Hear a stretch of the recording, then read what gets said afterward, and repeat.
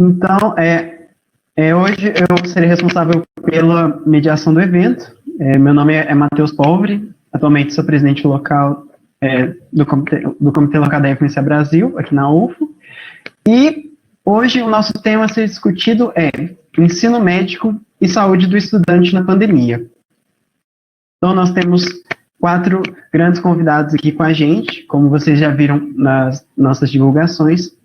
E para iniciarmos a nossa conversa de hoje, gostaria de convidar a professora Elaine Saraiva. A professora doutora Elaine Saraiva Caldeari, ela que possui curso técnico em edificações pela ETE, José Martiniano da Silva, Ribeirão Preto, graduação em arquitetura e urbanismo pela UFO, mestrado em engenharia urbana, na área de planejamento e infraestrutura urbana na UFO, doutorado em arquitetura e urbanismo na Universidade de São Paulo, USP, docente da Faculdade de Arquitetura e Urbanismo da UFO. Ela já atuou na UFO como gerente de projetos na diretoria de infraestrutura da UFO e atualmente é pró-reitora de assistência estudantil, de 2017 até 2020. Então, eu gostaria de convidar a professora Elaine para se juntar a gente aqui. E desde já agradecer a sua presença aqui conosco. Olá, Matheus. Deixa eu arrumar aqui. Então, boa noite, né? Primeiro eu queria agradecer, né, a oportunidade, o convite, né, a realização, parabenizar a realização do evento pelas entidades estudantis aí que estão envolvidas. É um momento singular que estamos vivendo, então estamos reaprendendo também a nos comunicar de uma forma bem interessante, né, por meio das novas tecnologias. Não que a gente já não usasse, né, mas agora a gente está tendo um momento de intensivão, né, para a utilização dessas tecnologias. Então, eu vou tentar fazer uma breve síntese, né, de como nós estamos organizando a universidade, ou reorganizando a universidade nesse período. Eu falo de uma forma até dupla, porque estou como pró-reitora, mas eu sou membro do Comitê de Monitoramento da UFO e do Comitê de Enfrentamento à Covid do município, né, de Uberlândia, e vou falar um pouco sobre como nós organizamos, né, esse período e quais foram as tomadas de decisões, né, aí vislumbrando garantir tanto a proteção, quanto a segurança, quanto a saúde, né, de toda a comunidade universitária, em especial dos nossos estudantes, né.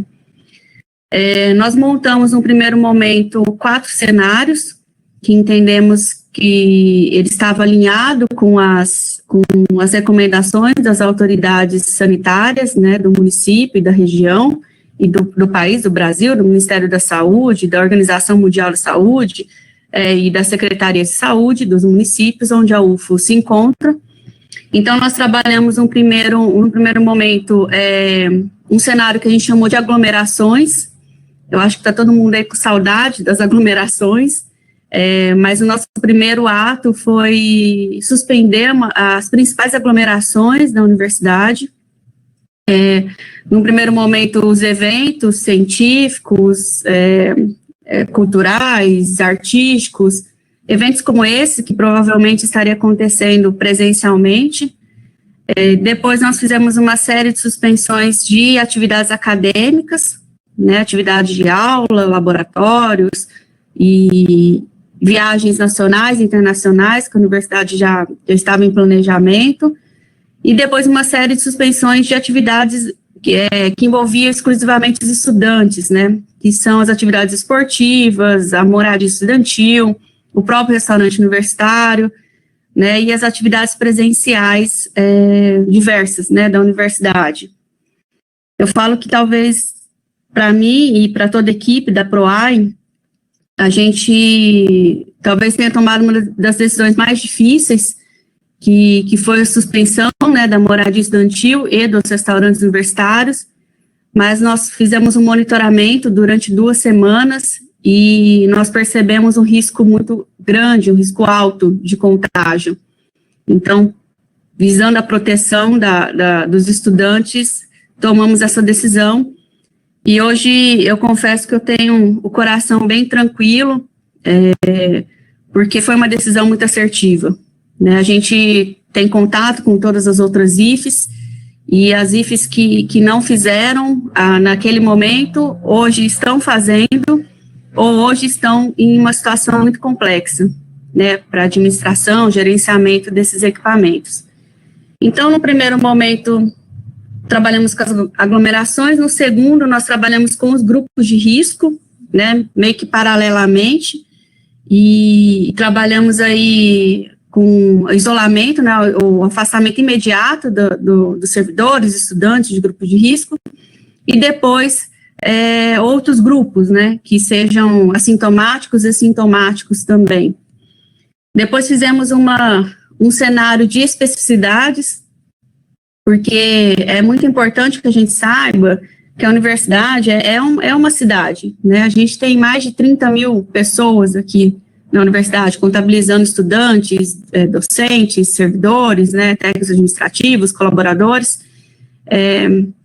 Eu, como sou da área do urbanismo, então eu gosto de fazer essa comparação, né, nós somos maiores do que 342 municípios só no estado de Minas.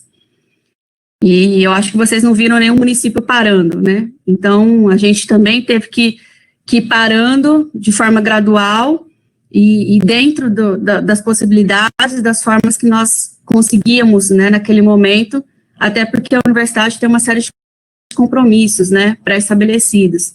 Então, a gente foi desacelerando, né, a máquina, a potência que é a UFO.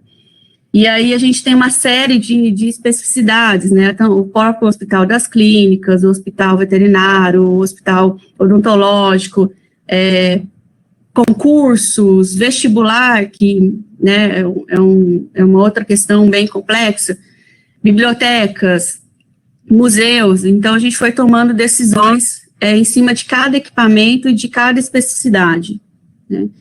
E um quarto cenário, que nós chamamos de cenário de comunicação, onde a gente investiu um tempo significativo, investe até hoje, para que a gente consiga produzir informações adequadas, né, não fake news, que a gente consiga levar para a nossa comunidade universitária a informação correta e assertiva. Eu confesso que vem sendo um grande desafio, porque nós estamos numa era onde as notícias, elas pulverizam de uma forma, né, maluca, até podemos dizer, e o mais interessante é que o que pulveriza com mais rapidez é o fake news, né? A verdade, ela demora a chegar no interlocutor. Em posse disso, cada pró-reitoria, né, cada estrutura da universidade, aí falando das pró-reitorias em específico, e falando da PROAI, né, da Pró-Reitoria de Assistência Estudantil em específico, porque a Pró-Reitoria de Assistência Estudantil, a gente é um órgão da reitoria, né, da administração superior. Ela tem uma missão aí de garantir o acesso, a permanência e a conclusão dos estudantes em vulnerabilidade socioeconômica, né, dessa universidade.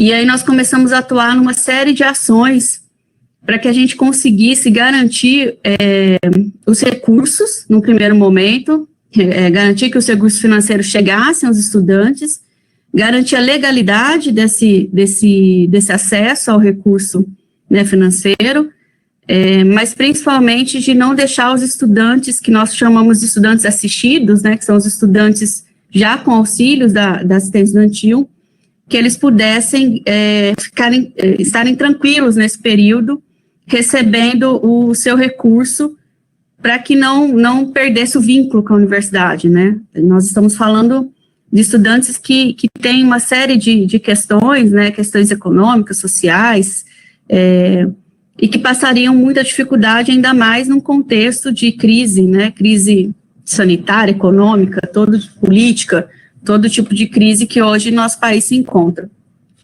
Então, nós atuamos nas atividades de inclusão e promoção, nós lançamos várias portarias, né, a primeira portaria, que foi a portaria 10, que ela garantia o auxílio moradia, creche, acessibilidade,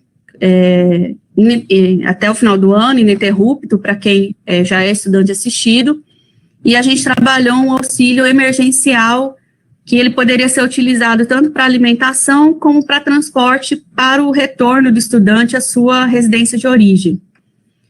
Naquele momento, entendendo que, em decorrência da suspensão do próprio restaurante universitário. Em paralelo, nós lançamos a portaria 11, que aí acredito que envolve muito vocês, né, da área de saúde, que a portaria 11 é algo inédito na universidade. A universidade não tinha nenhuma normatização, nenhuma tipologia, né, nessa temática, mas a ideia foi estabelecer um auxílio emergencial de alimentação para todos os estudantes da área de saúde que estivessem em estágio supervisionado no Hospital das Clínicas. Por entender que, nesse momento, esses estudantes, além de serem fundamentais para o combate, para o enfrentamento da pandemia, talvez não exista um campo prático para a sua formação, para a composição da sua formação, nesse momento igual que nós estamos passando, né? A gente, talvez, com certeza, está passando por um momento único e a possibilidade de conhecimentos, trocas de experiências que vocês, futuros profissionais da área de saúde, poderiam ter, né, na prática, no campo prático, nesse momento, seria fundamental para a universidade, mas também para a sociedade, né? Então, foi feito um esforço para que a gente pudesse lançar também essa portaria. Outra portaria que nós lançamos também recentemente foi a portaria 13, que aí, vislumbrando que esse período de suspensão ele poderia ser maior do que estávamos imaginando. No começo, a gente, com informações muito desencontradas também, a gente até imaginava, não tinha essa dimensão de que esse tempo que a gente estaria nessa situação, e depois mais conscientes e mais cientes de que a gente se encontra, de fato, num momento onde não sabemos o período que essa pandemia pode durar, até que se encontrem medicamentos ou que se encontre uma vacina. E colocar as atividades presenciais nesse momento na universidade, ela se tornou muito perigosa, né? A gente correria um risco muito grande sem ter uma clareza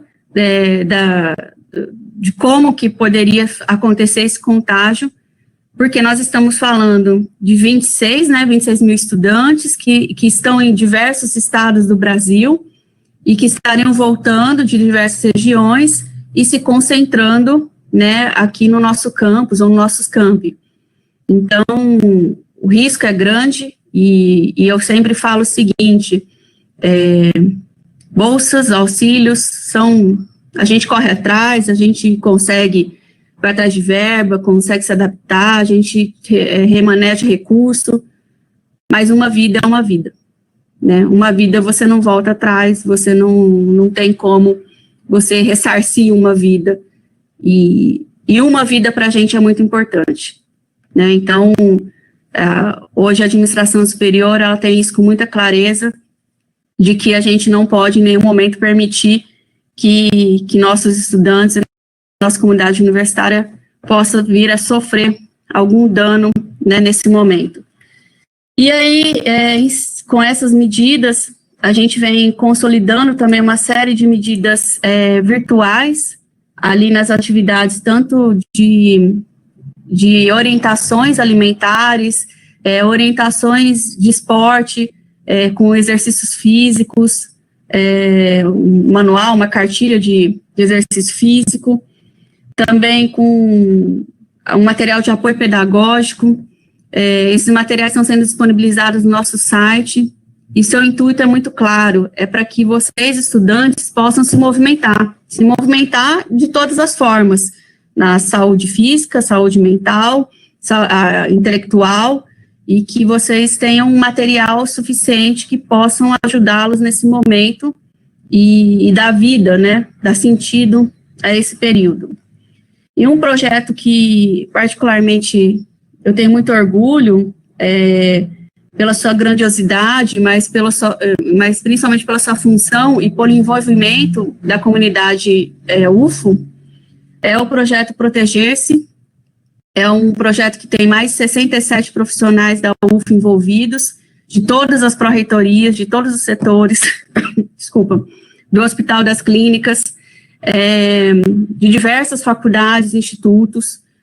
A universidade nunca teve um projeto nessa magnitude e nunca teve envolvimento de tantas pessoas, de áreas tão diversas, que estão ali envolvidas com um único objetivo, garantir a saúde mental da nossa comunidade, né?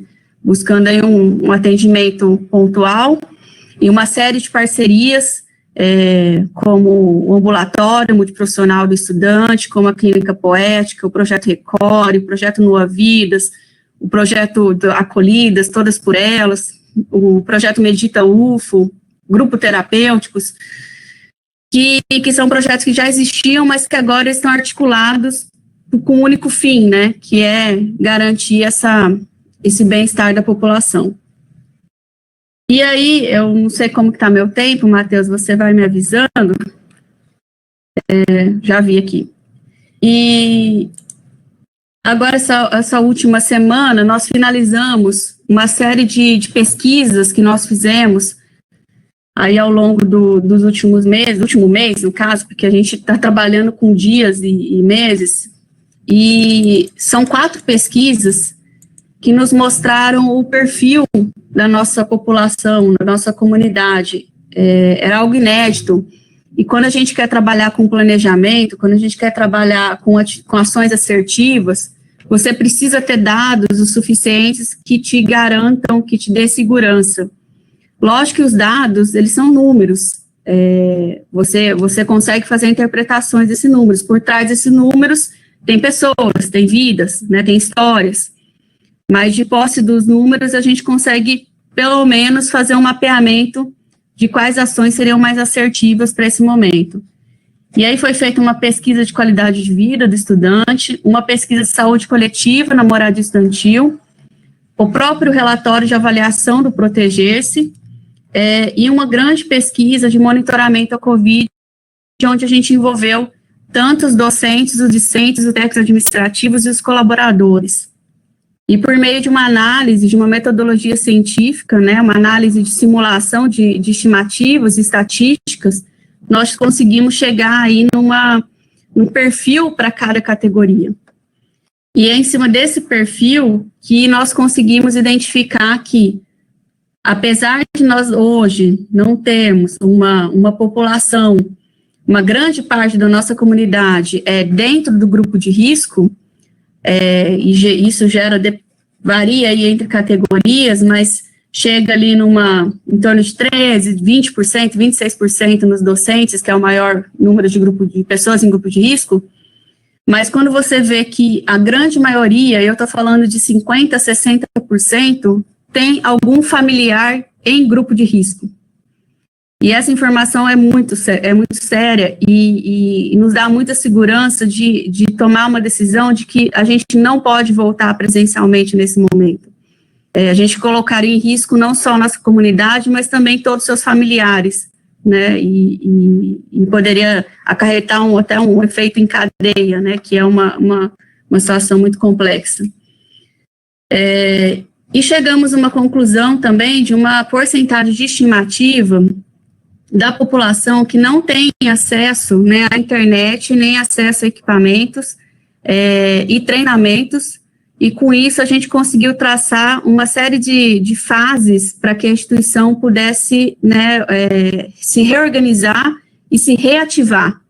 Né? Nós estamos falando aí de uma população alta, que tem seus desejos, seus sonhos, seus anseios. A gente está falando de uma geração de novos profissionais e que a universidade não pode ficar parada, porque a gente vai comprometer uma geração inteira.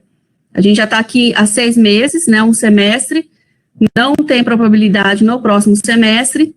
Existem universidades europeias falando no retorno apenas em setembro de 2021, Então, a universidade precisa retomar suas atividades, suas ações, se reinventando e trazendo mais tranquilidade para os nossos estudantes que precisam ter a sua formação, né, e que é o nosso maior objetivo, né? A universidade, ela existe para os estudantes e para a formação dos estudantes. Então, só encerrando minha fala, eu já estou no meu tempo limite, eu só queria deixar um recado, assim, primeiro que a PROAI está à disposição de todos os estudantes e da comunidade universitária para ajudar e auxiliar das melhores maneiras possíveis para a gente superar esse momento. Mas eu queria falar o seguinte, a universidade, eu estudo a universidade, né, a minha pesquisa, minha linha de pesquisa é sobre os campos universitários. Então, quando você vê a trajetória da composição da universidade na história urbana, na criação do que é uma universidade hoje, a gente já foi perseguido, a gente já foi considerado tópico, a gente já lutou por território, por espaço, por voz, a gente já enfrentou pestes, a gente já enfrentou guerras, nós já passamos por um processo de elitização, depois de democratização, agora passamos por um processo até de reconhecimento da nossa própria autonomia. Por que eu estou falando isso?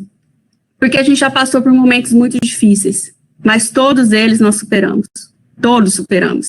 Estamos aqui, né, como uma instituição praticamente centenária aí no mundo, executando sua principal função, que é a formação de novos profissionais e cidadãos e cidadãs nesse país. E aí eu chamo a atenção para os estudantes, porque em todo momento da história urbana, quem transformou, quem conseguiu vencer esses obstáculos, quem reinventou, né, novas possibilidades, foram os estudantes. Essa geração, e a sociedade está esperando dessa geração, a superação desse momento, a superação de termos sociedades e cidades mais justas, mais iguais e agora mais saudáveis. Então, eu faço uma fala de empoderamento dos estudantes para que a gente fique em casa, mas para que a gente se movimente. Esse evento é um exemplo disso, que a gente pode estar em casa, mas pode estar ao mesmo tempo também levando conhecimento, trocando informações, trocando experiências. Então, vocês estudantes, vocês têm um papel nesse momento essencial e fundamental nessa sociedade, que é transformá-la, talvez, espero, em algo melhor nesse momento. Então, muito obrigado pelo convite, espero ter contribuído e fico à disposição também para algum questionamento. Muito obrigado, professora Elaine, pela sua participação aqui com a gente hoje. A gente sabe que a PROAI é responsável por tantas coisas que estão relacionadas com os estudantes e ter a sua presença aqui com a gente é muito bom ter essa oportunidade. Então, para a nossa segunda fala, gostaria de convidar a professora doutora Fernanda Nogueira Campos Rizzi, a Fernanda Nocam. Ela que é psicóloga doutora em saúde mental pela USP, pela USP Ribeirão Preto. Ela é vice-presidente da SOS Mulher, membro da equipe estratégica de serviços online de saúde mental no enfrentamento ao Covid-19, SOS AME e Proteger-se UFO, e é tutora da residência multiprofissional em saúde mental. Então, agora convidamos a professora Fernanda Nocam.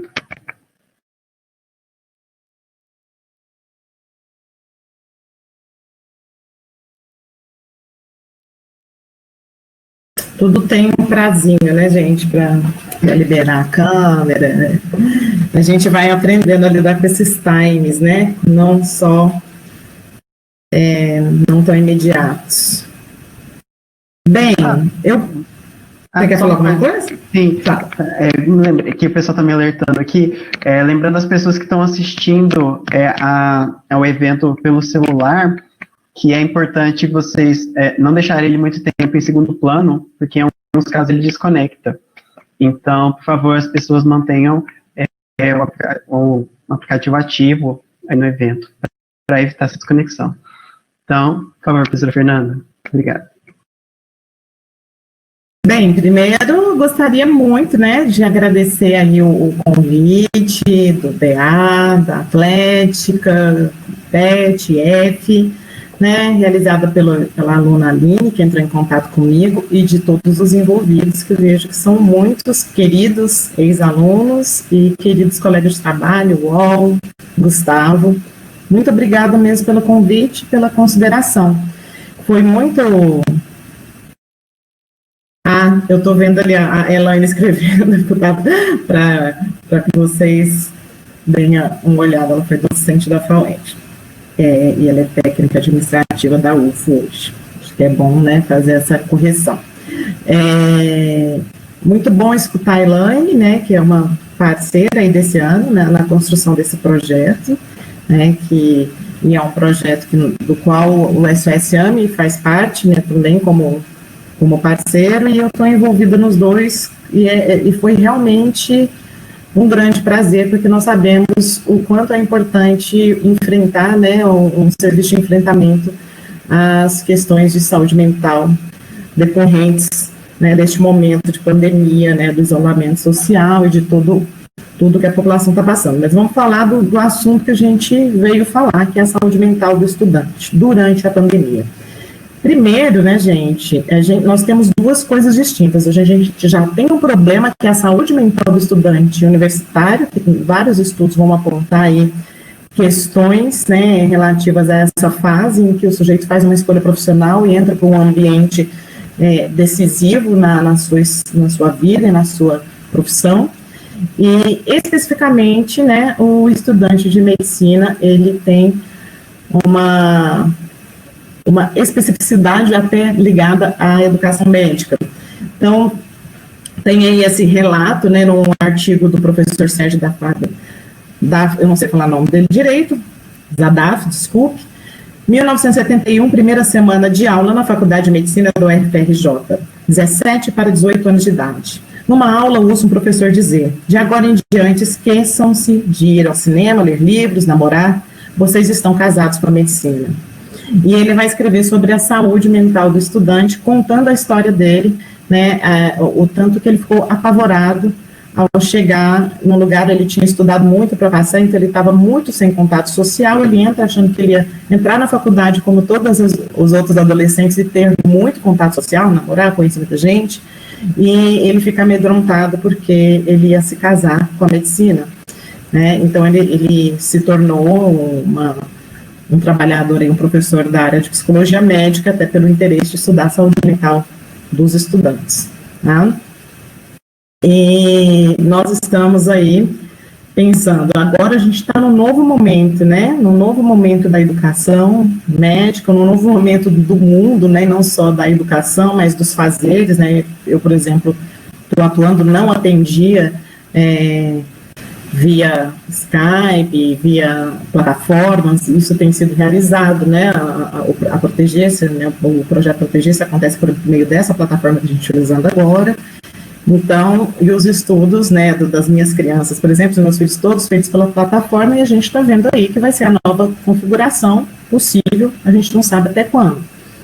Mas, como que era antes? Ficou ruim aí o slide, né, gente? Mas eu vou falar rapidamente para a gente não perder muito tempo com a apresentação, né? Eu não gosto de ficar presa a slide também, né? Mas nós temos vários dados de que os transtornos mentais comuns, né, eles são muito prevalentes e significativos na população, né, de estudantes do curso de medicina. É mais prevalente, é mais significativo do que dos estudantes, né, de outros cursos. Por conta das características da sobrecarga, da cobrança, né, a cobrança anterior à entrada e posterior, né, a gente viu aí esse relato, né, de que a pessoa entra e é como se ela fosse casada com medicina, o fato da carga horária ser extensa, né, a forma com que às vezes é apresentada, a forma como as relações se dão também dentro do curso, elas podem prejudicar muito esse sujeito, né, esse jovem estudante, ou não só um jovem, mas de forma que ele vá perdendo aí algumas outras possibilidades da sua existência, porque a existência do sujeito não se resume àquilo que ele estuda e à profissão dele. né, mas ele vai se resumindo e se tornando apenas um estudante de medicina. Deixa de ser filho, deixa de ser namorado, deixa de ser a pessoa que gosta de academia, ou que gosta de um esporte, ou que gosta de uma arte, e vai se tornando, né, o estudante de medicina. O estudante universitário, ele tende a se resumir durante esse processo de formação.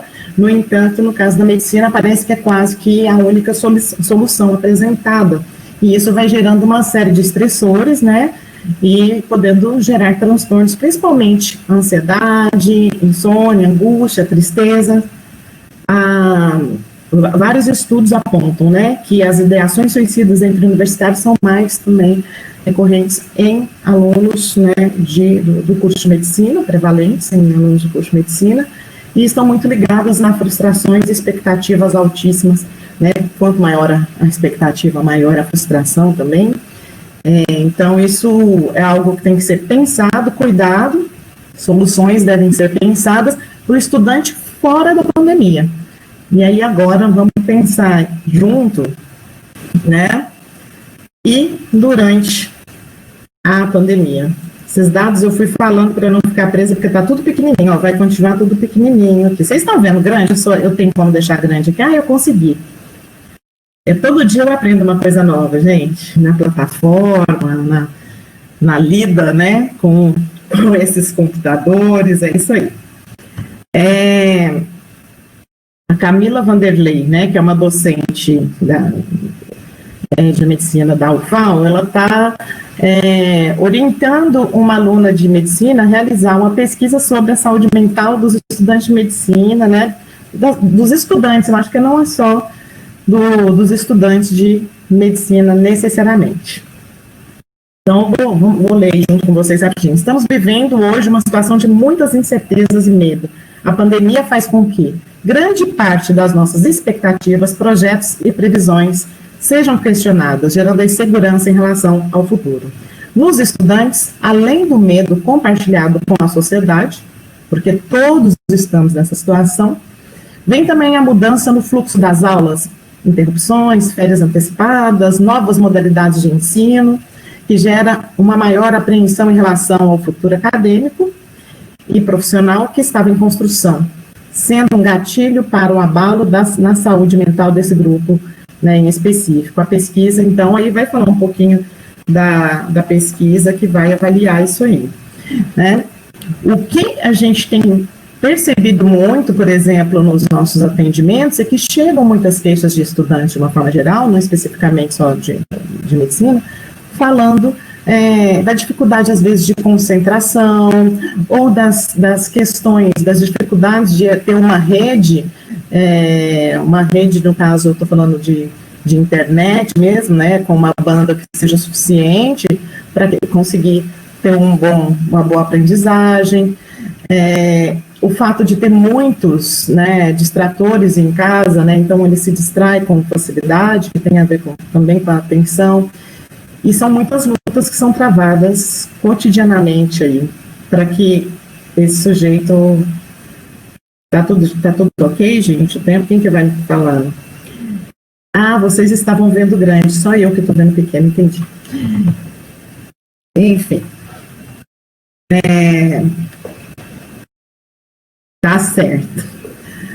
E essa estudante, agora eu não sei se é esse estudante ou essa estudante, porque é uma pessoa canadense, um estudante canadense que está na Irlanda, escreveu um artigo, um relato pessoal sobre a sua sobrevivência psíquica durante esse período de isolamento, né? Eu procurei alguma coisa atual e eu gosto, como psicóloga, eu gosto muito de relatos, né, das pessoas que vivem o sofrimento. Então, vamos lá, gente. É estudante do 3º ano de medicina da Irlanda e escreve um artigo sobre sua experiência. Tinha poucas interações antes, e agora? É uma pessoa que já sofria de depressão, ou seja, tem um antecedente.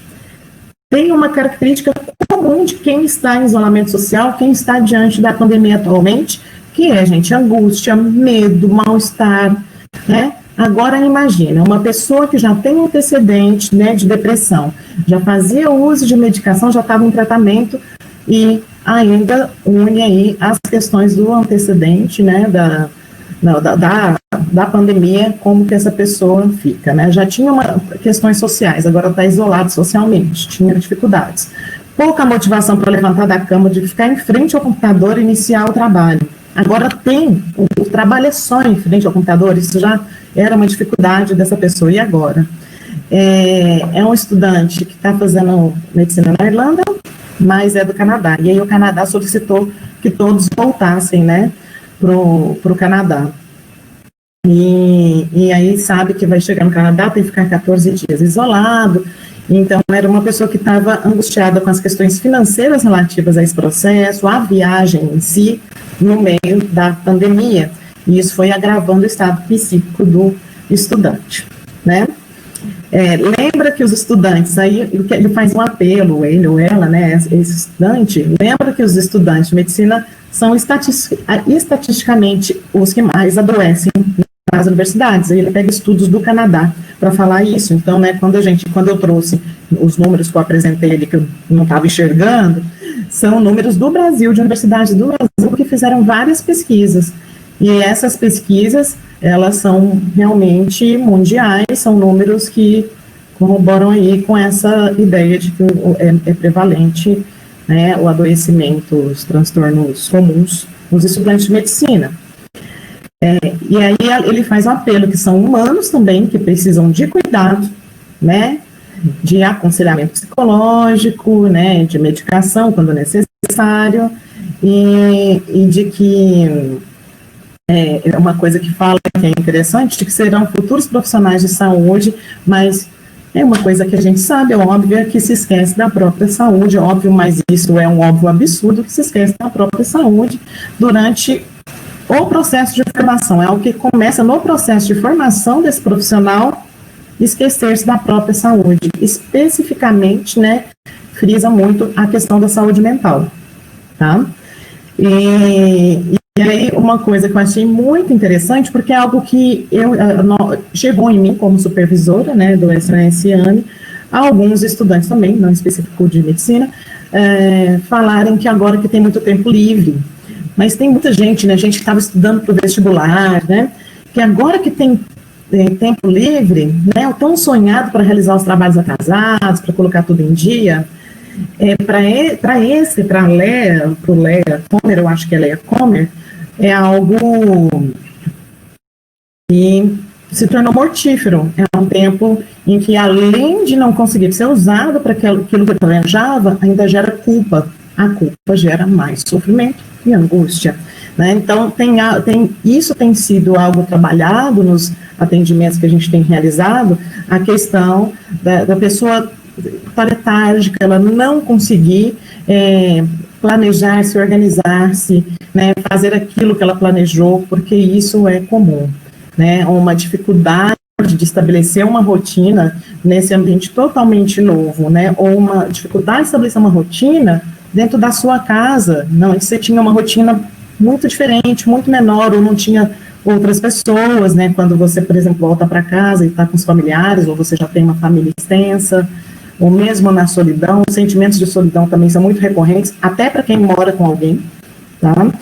Porque ficou muito restrito, né, as trocas sociais, a irritabilidade, como é um dos sintomas comuns aí do isolamento, também pode gerar um problema com essas pessoas que estão convivendo, né, em isolamento.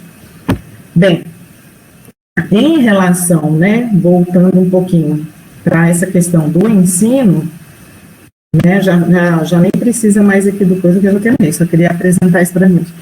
Voltando, se quiser tirar, viu, Aline? Para ficar, porque ou eu posso tirar? Acho que eu posso, né? Pronto. Voltando a uma questão do ensino, uma coisa... Tá, estou finalizando. Será que já era para eu ter finalizado? Já, né? Já passou. Então, vou só fechar, então, né? Só para fechar mesmo, gente. qualquer angústia, questões, né, problemas de atenção, ansiedade exacerbada, né, a insônia é um dos sintomas comuns de quem está no meio da pandemia, seja isolado, seja não isolado, né, por conta de todos os terrores que assombram as pessoas, mas tem uma questão que é muito complexa, que é essa, que a Helena até comentou, né, nós temos várias informações, a gente está tentando construir aí um retorno de alguma forma, que consiga, né, que esteja atenta à questão da equidade, que aqueles que não tenham acessibilidade possam ter, né, que eles possam ter os seus estudos continuados, mas o não saber, né, a gente não sabe quando vai acabar, a gente não sabe quando tem vacina, o não saber, ele vai gerar uma ansiedade, uma angústia constante. Como lidar com isso, né, a gente precisa, de alguma forma, né, realizar um trabalho de enfrentamento a essa ansiedade e acolhimento dessa ansiedade, principalmente junto aos estudantes que estão aí, que tiveram seus projetos de construção de uma vida, de um futuro, paralisados nesse momento. Não só eles, mas a gente está aqui para falar deles. Eu vou finalizar e a gente continua nas perguntas, tá bom? Obrigada.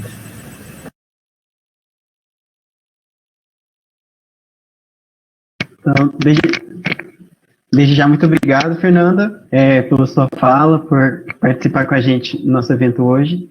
E agora nós vamos para a nossa terceira fala, certo? Só um momento aqui. A nossa terceira fala vai ser da Juliana Canaã Machado. Ela que é discente do 5º período de graduação em Medicina, da turma 91, e atualmente é presidente da Associação Atlética Acadêmica Marcel Rezende Davi. Vamos convidar a Juliana para falar aqui com a gente. Tá. Meu áudio tá ok? Sim. Tá tudo ok? Então tá bom. Boa noite, gente. Primeiro, a gente queria agradecer o convite de poder participar desse evento. Eu, particularmente, achei uma ideia muito legal, todas essas instituições se reunirem para esse projeto, e a gente se sentiu muito privilegiado. E aí, junto dessas 3 grandes figuras da UFO, eu vou ser um pouquinho mais direta, vou falar de como que a gente tem lidado com esse cenário, o que a gente tem feito. Foi um desafio, né? Mas o que a gente está conseguindo fazer até então. Muita gente não conhece, né, a Atlética, então a AMRD, como o Paulo falou, Associação Atlética Acadêmica Marcel Rezende Davi, é um grupo formado só por acadêmicos mesmo, e a gente tem o objetivo de promover a saúde física e mental por meio da prática esportiva. Então, durante o nosso ano letivo, a gente tem treino de diversas modalidades, no total nós temos 16 modalidades, e algumas ainda se dividem em 2 equipes, feminina e masculina. Então, a gente promove treinos 2 vezes por semana, ou mais, para cada equipe. E, além disso, nós participamos também dos eventos esportivos. A gente sempre tem um evento, pelo menos, a cada semestre. No primeiro semestre, a gente participa do CIA, que envolvem várias atléticas universitárias. No segundo semestre, nós participamos do Intermédio e das Olimpíadas. Então, nós sempre conseguimos representar muito bem o nosso curso nesses eventos, sempre temos uns resultados positivos, e essa é a nossa função na faculdade, a gente tem essa responsabilidade com o nosso curso. E aí, a quarentena, na segunda semana de aula, né, de 2020, começou a quarentena, pegou todo mundo de surpresa, né, a gente já estava com uma nova gestão, pois a gestão é anual, e já havia renovado a gestão. E aí, todas as nossas atividades tiveram que ser suspensas, né? Então, os treinos, os nossos pequenos torneios, e nós já imaginávamos que futuramente os nossos grandes eventos esportivos também não seriam realizados. E aí, a gente pensou, o que a gente vai fazer agora, né? O nosso ano já estava todo planejado, então a gente teve que repensar tudo de novo. E aí, a gente pensou, o nosso objetivo, né? A gente tem que incentivar a atividade física. E agora vai ter que ser dentro de casa. Então, com a quarentena, vamos ver como que a gente consegue incentivar e motivar que os nossos atletas e todos os alunos, né, do nosso curso, todas as pessoas que a gente consegue ter um acesso, que a gente consiga incentivar a atividade física dentro de casa. E aí, a nossa primeira ação foi uma parceria com o CrossFit, Então, um CrossFit que alguns atletas até já eram matriculados, já conheciam. Então, a gente conseguiu promover treinos prontos já, né, feitos por profissionais, de segunda a sábado. A gente postava treino na nossa rede social, Instagram, que para quem não conhece também é a AMRD Medufo. Então, a gente dividiu esses treinos com todos que nos seguiam e com o objetivo das pessoas se exercitarem. Então, a gente, como incentivo, as pessoas que mais treinassem, me falaram aqui para promover já a nossa página. Quem não segue, segue lá, gente, nosso perfil no Instagram. E aí, o nosso objetivo era que as pessoas se exercitassem em casa. E para a gente incentivar, os que mais postassem os treinos, mais mostrassem que estavam treinando, nós daríamos mensalidade nesse CrossFit. Quando tudo retornasse ao normal, a pessoa conseguiria treinar lá no CrossFit Santarena. Então, foi a nossa primeira ação. Foi muito bom, porque os treinos eram abertos para todos, então a gente percebeu que pessoas que não são do curso de medicina estavam treinando também. Algumas pessoas, inclusive, que não eram nem de Uberlândia, estavam acessando os nossos treinos e usando eles para fazer algum tipo de atividade física, né? Então, foi a nossa primeira ação. Mas, sem previsão nenhuma de retorno, e como o CrossFit é um treino muito específico, às vezes muito difícil também para algumas pessoas, outros não gostam desse tipo de treino, a gente percebeu que estava muito limitado e a gente precisava fazer outro tipo de coisa. Então, a gente buscou outra ação, outra atividade, ainda com a nossa hashtag AMRD em casa, para ninguém se esquecer de que é importante a atividade física, mas também nós temos que seguir com todas as orientações que nos são dadas, né, durante esse período todo. E aí nós fizemos o desafio entre os times, que funcionou da seguinte forma: os atletas treinavam da forma que eles quisessem. Então, era aceito todo tipo de treino, podia ser um alongamento, uma caminhada, alguma corrida, algum HIIT, qualquer coisa que o atleta conseguisse fazer, seguindo as orientações certinho. Então, ele compartilhava o treino com o próprio time no grupo de WhatsApp, para evitar também exposição. Tem muito atleta que não gosta de ficar postando coisas públicas nas redes sociais, alguns não têm rede social também. Então, ele dividia ali com o grupo de WhatsApp dele mesmo, do time, e assim as pessoas se comunicavam mais, o time interagiu mais entre si. Então, aquele sentimento de coletividade dentro do time reviveu um pouco, assim, foi muito bom essa ação por causa disso. E para incentivar os times que mais treinassem, tivesse uma média de treinos maior para atleta, também ganhariam premiações. Então, nós divulgamos isso para todos os nossos atletas. Foi uma coisa mais interna mesmo, mas a gente sentiu que precisava, assim. Então, o nosso resultado foi bom. Esse sentimento de coletividade apareceu, assim, dentro dos times de uma forma muito maior do que a gente esperava. Assim, nossa expectativa já era boa, mas quase todos os nossos atletas estavam participando. Então, assim, mais de 100 pessoas, 90% dos nossos atletas. Então, a gente ficou muito feliz com essa ação também.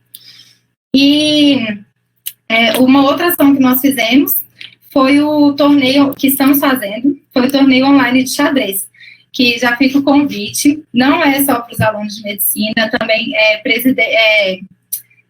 professor, os internos também, a gente sabe que eles são ocupados, mas os internos, professores, residentes, todos podem participar. A gente está divulgando bastante, tem divulgação dentro do hospital, tem divulgação nas nossas redes sociais, então todos podem participar desse torneio de xadrez, que começa dia 13 de julho, e porque é uma das nossas modalidades que não envolve a atividade física em si, mas vai ser muito bom para a nossa equipe de xadrez jogar com outras pessoas, competir com outras pessoas, já que a gente não vai ter a oportunidade de competir durante esse semestre, né? Então, a gente envolveu todo o curso nesse torneio, e é a terceira ação que a gente está fazendo por enquanto para tentar, né, fazer as nossas atividades do jeito que dar durante esse período. Então, a nossa intenção é esse torneio interno, né, só para a FAMED, mas a nossa intenção é depois fazer uma outra edição envolvendo mais atléticas, envolvendo toda a UFO, para a gente aumentar ainda mais, né, esse torneio que nós inventamos. E outras coisas também que a gente tem tentado fazer, por exemplo, no nosso Instagram a gente posta foto de competições, foto dos times, para as pessoas relembrarem, verem as fotos, relembrarem o tanto que é bom participar daquilo ali, o tanto que é importante você, durante esse período, mesmo que em casa, mesmo que longe da faculdade, você se doar um pouquinho do seu time, treinar. Então, não deixar que esse período tire essa vontade da gente de treinar, participar de um time, participar de uma equipe, ser da Atlética, fazer parte da nossa delegação. Então, a gente divide umas lembranças de competições e tudo para ver se as pessoas sentem, né, tipo assim, além da saudade que a gente está sentindo, se animem mais para quando voltar com garra, com força, com vontade, e no mesmo ritmo que a gente estava antes. Então, a gente fez essas ações, essas pequenas ações, né, para tentar não perder o vínculo com os nossos atletas e tentar respeitar tudo que a gente tem que respeitar até então, né. Então, a gente sempre pensa na situação de ter que ficar em casa, de algumas pessoas também não estarem muito bem de saúde mental. Então, a gente está oferecendo todo tipo de ajuda também. Nós fizemos um feedback para os nossos atletas responderem tudo que eles estão achando, como eles estão se sentindo, se eles participaram ou não das nossas ações, como que foi. Então, com esse feedback, a gente conseguiu perceber como que está o perfil, né, dos alunos, assim, como que eles estão se sentindo, e a gente percebeu que as nossas ações têm ajudado bastante, porque muitos falaram, não, por causa disso, por causa desses treinos, por causa desse desafio e tudo que eu estou me exercitando, que eu estou treinando. E, então, a gente ficou muito feliz com esse feedback e usou ele como base para buscar novas ações para os nossos atletas, né? E para todos os acadêmicos também. Então, com esse feedback e com a experiência que a gente teve do que a gente já fez, nós estamos formulando novas atividades para poder tentar ajudar todo mundo. E o nosso objetivo não é só com os nossos atletas, não é só com os acadêmicos de medicina, é com todo mundo que consegue ter acesso ao nosso Instagram e ver o que a gente está fazendo. Algumas pessoas também envolvem a família na hora de treinar, então manda foto que está treinando com a família, está treinando com o pai, com a mãe, e envolve alguns conhecidos também, manda o treino para alguém que é conhecido. Então, assim, a gente gostou muito desse envolvimento de mais pessoas com a gente, né? Durante o ano letivo, às vezes a gente acabava tendo contato só ali com os nossos times, só com quem treinava, só com quem competia, e agora não, a gente está conseguindo ajudar também quem nunca teve nenhum contato com a gente. E a gente percebeu também a importância, sim, do exercício físico, a gente, claro, já sabia que é muito importante, mas acho que não só a gente, mas todo mundo que está em casa e está praticando algum tipo de atividade física, percebeu ainda mais a importância de você fazer uma atividade física todos os dias, ou pelo menos na maioria ali dos dias da semana, porque é muito bom para a nossa saúde mental, então é um momento de distração durante o nosso dia, aumenta a nossa disposição para fazer as tarefas diárias. Então, no dia que você faz um exercício físico, você fica muito mais disposto a fazer as outras coisas também. Durante a quarentena e sem as aulas, né, a gente fica um pouco sem as obrigações. Então, tem muita gente que falou que estava desanimado, que ficava na cama, que não tinha vontade de fazer nada. E, não, mas aí quando começou esse desafio, eu comecei a treinar. Então, isso faz a gente perceber mais ainda, né, a importância. E a saúde física também, né, cuidar da gente, cuidar de si, faz muito bem pra gente, faz a gente se sentir muito melhor. E aí, nós buscamos o resultado, por enquanto, né, como que, de tudo que a gente fez nesse feedback, a gente também buscou um resultado do que já havia feito.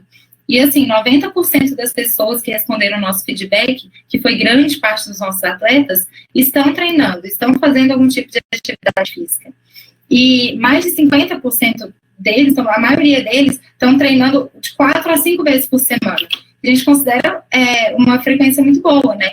Então, assim, nós ficamos felizes porque a galera está aproveitando o que a gente está fazendo, então a gente está conseguindo promover atividade física para todo mundo que está acompanhando e a gente vai continuar. Então, tá difícil, é uma coisa nova, a gente não esperava, né? A gente sempre treina, claro, que porque a gente gosta, porque a gente faz parte de uma equipe e tudo, mas a gente sempre tem as nossas competições, né? Que é um momento que a gente vai lá mostrar tudo que a gente treinou, vai lá mostrar tudo que a gente sabe. E esse ano não vai ter, infelizmente, esses momentos, mas nós conseguimos aproveitar do jeito que dá. Então, estamos formulando mais ações que envolvam os times, que envolvam todos os times juntos, ou que envolva a família também. Então, assim, a gente está pensando várias formas de continuar fazendo assim, porque a gente viu que está dando certo, então é isso. Mas não só, claro, né, nós temos a responsabilidade de promover a atividade física, mas eu queria dizer que não só isso, que toda a atlética, toda a gestão, todos os integrantes, ainda mais os alunos mais novos na faculdade, né, que às vezes não sabem como funcionam algumas instituições, e às vezes se identifica ali mais com a gente, ou conhece mais algum de nós, nós estamos dispostos a ajudar de qualquer forma, seja para uma conversa, ou seja para encaminhar, né, a pessoa para alguma coisa, não, essa instituição vai conseguir te ajudar melhor, não, a gente consegue fazer esse tipo de acompanhamento. Então, a UFO tem todo um suporte para a gente, a Elaine falou, né, então, assim, no que precisar, podem procurar a Atlética, podem falar com a gente tem nosso Instagram, pode procurar a gente também no WhatsApp, que nós vamos ajudar da maneira que a gente conseguir. Eu acho que eu ainda tenho um tempinho, mas era isso que a gente queria passar para vocês. Muito obrigada pelo convite, e é isso. Então, muito obrigado, Juliana. Eu só falo para apresentar a Atlética e as ações da Atlética para o pessoal, principalmente para os estudantes. Então, pessoal, só lembrando que quem tiver alguma dúvida pode enviar pelo chat. Lembrando que pelo computador ele fica abaixo à direita, é só você colocar seu nome e clicar em iniciar chat. E para quem está no celular, ele fica um pouco abaixo da tela, onde está sendo transmitida, onde está sendo transmitido o evento. Quem tiver alguma dúvida para qualquer um dos convidados, pode ficar à vontade. Então, agora a gente vai encaminhando para a nossa última fala. Então, a gente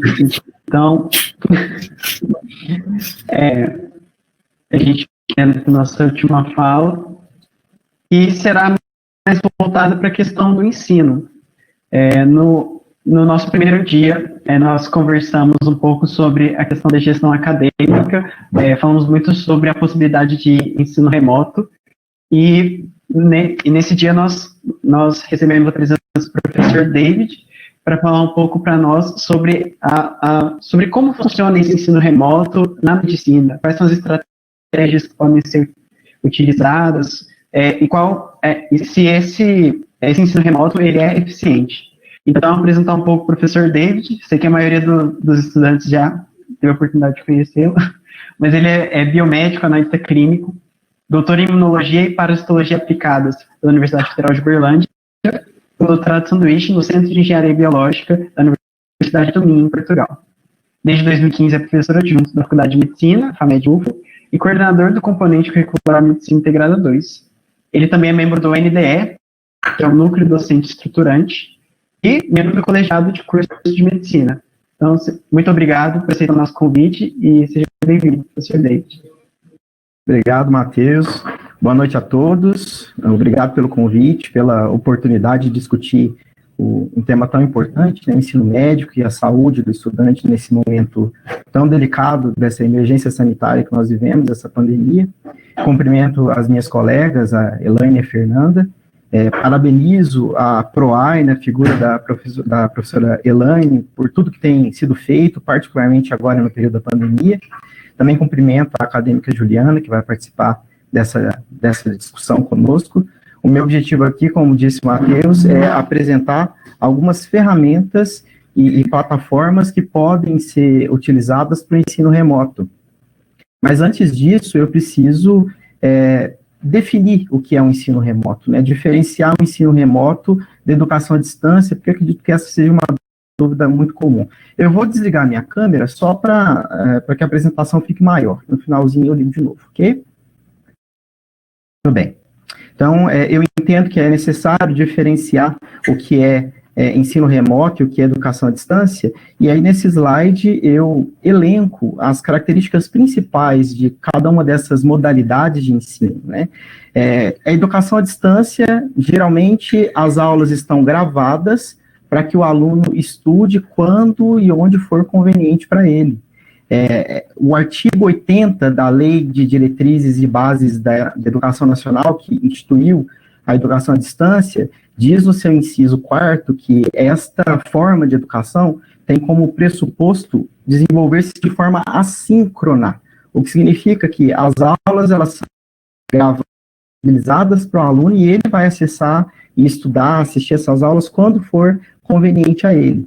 Agora, as atividades remotas, não. As atividades remotas, elas são predominantemente síncronas.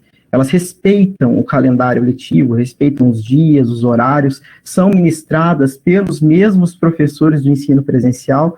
Isso não necessariamente acontece quando a gente pensa em educação à distância. Um professor dá aula e quem acompanha o aluno é um tutor. Então, não necessariamente o mesmo profissional estará no ensino e no acompanhamento do processo de aprendizagem do aluno.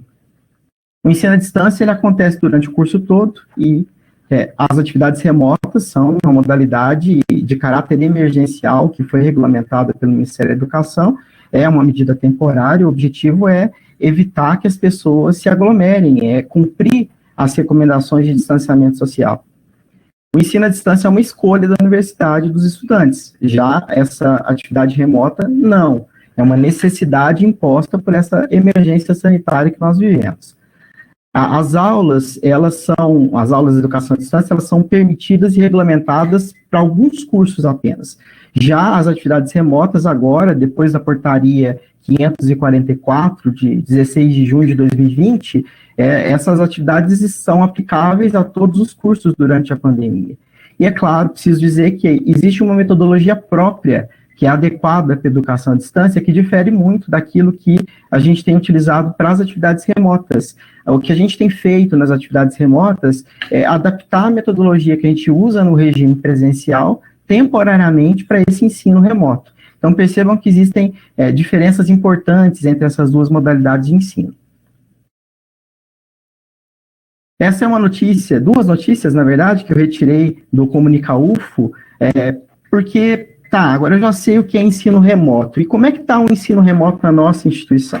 Muito provavelmente esse assunto foi discutido ontem com os gestores da nossa instituição, com a professora Rosângela, o professor Carlos, mas observem nessas duas notícias que a UFO já começou a implementar atividades remotas, né? É uma notícia do dia 19, né? Eu não sei se aqui está meio pequenininho para mim, deixa eu aumentar aqui para eu dar uma olhadinha, mas uma notícia do dia 29, perdão, finalzinho do mês passado, em que a UFO aprova as atividades da pós-graduação em formato remoto. Então, uma reunião do Conselho de Pesquisa e Pós-Graduação da Universidade, aprovaram as normas que regulamentam, claro, em caráter temporário, excepcional, a oferta dos componentes curriculares da pós-graduação num regime remoto, num formato remoto.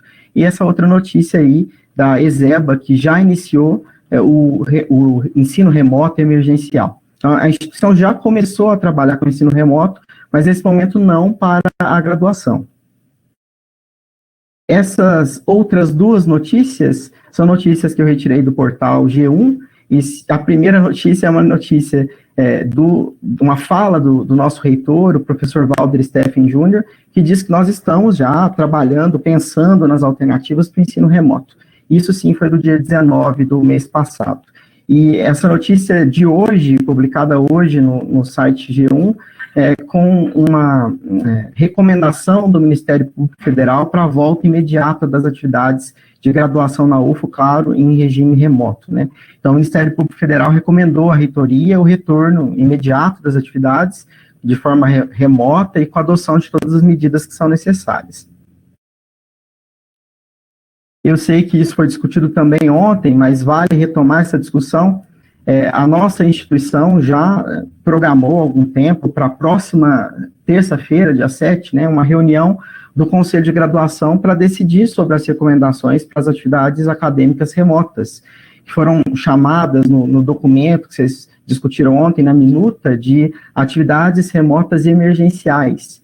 Essas atividades, como a minuta diz, serão adotadas em caráter excepcional, facultativas, tanto para o docente quanto para o discente, ou seja, não é obrigatório a participação nem do professor nem do aluno nessas atividades, e elas vão perdurar durante esse período de suspensão do calendário acadêmico, enquanto nós estivermos vivendo essa emergência sanitária da pandemia.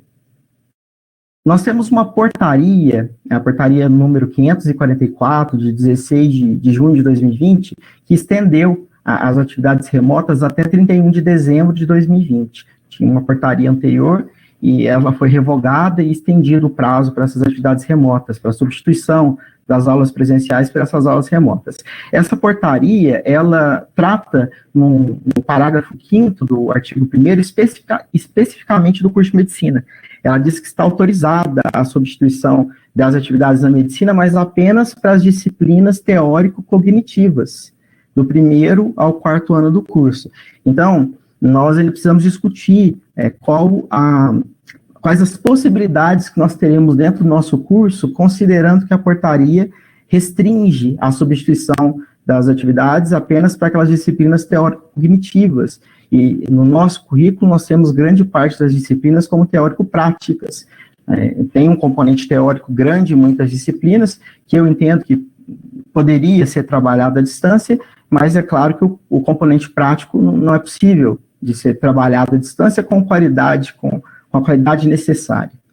Então, a UFO, a partir dessa portaria, criou a minuta e vai discutir isso na próxima reunião do Conselho de Graduação, do Conselho Superior da instituição também, acerca do que pode ser feito como atividade remota, né?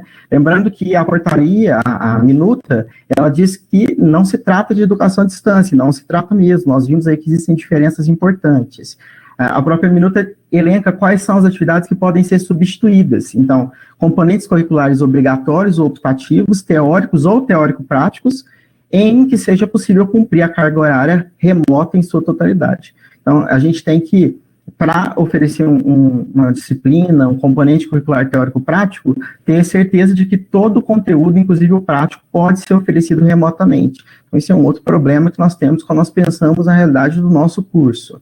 Além desses componentes curriculares, atividades acadêmicas complementares, atividades curriculares de extensão e os trabalhos de conclusão de curso também podem ser oferecidos nessa modalidade.